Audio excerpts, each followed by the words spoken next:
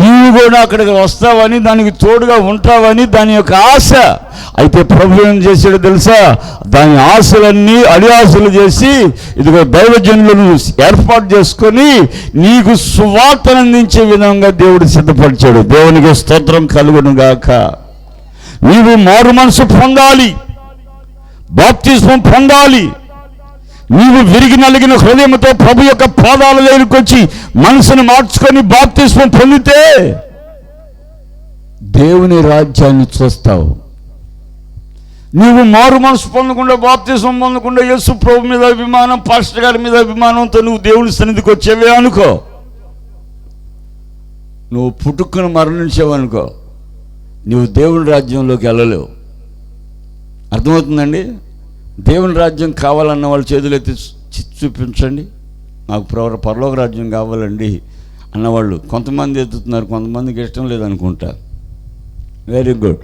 ఈరోజు దేవుని రాజ్యంలోకి నువ్వు ప్రవేశించాలనంటే మనసును మార్చుకోవాలి, బాప్తిస్మం పొందాలి. ఆయన మాట వినాలి. నువ్వు వాళ్ళ మాటలు వీళ్ళ మాటలు వినకూడదు. ఒకసారి ఒక సహోదరి ఇట్లాగే మీటింగ్స్లో మనసును మార్చుకొని, అయ్యా నేను బాప్తిస్మం పొందుతానయ్యా అని చెప్పింది. తర్వాత బాప్తిస్మాలు అప్పుడు వచ్చి అంటది, అయ్యా నువ్వు యవనస్తురాలివి, నువ్వు ఇప్పుడు బాప్తిస్మం పొందితే పడిపోతావు ముందుకి అని కొంతమంది నాకు చెప్పారు, అందుకని నేను వాయిదా వేసుకున్నాను అయ్యా అని అంది. ఎవరమ్మా బాప్తిస్మం పొందితే ముందుకు పడతారంది. అసలు ఆ వాళ్ళ మాట ఎందుకు విన్నావమ్మా?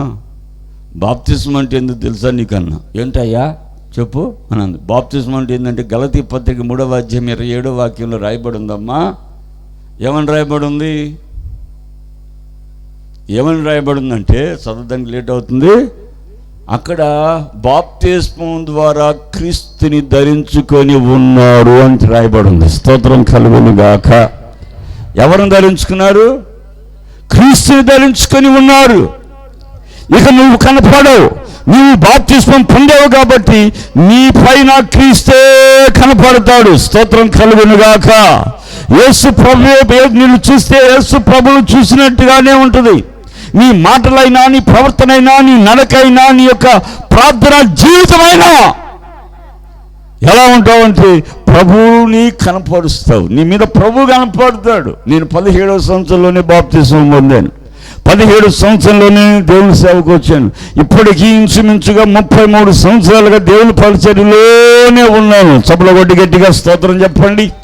గ్రామాలు, పట్టణాలు, దేశాలు, అనేకమైన ప్రాంతాలు నన్ను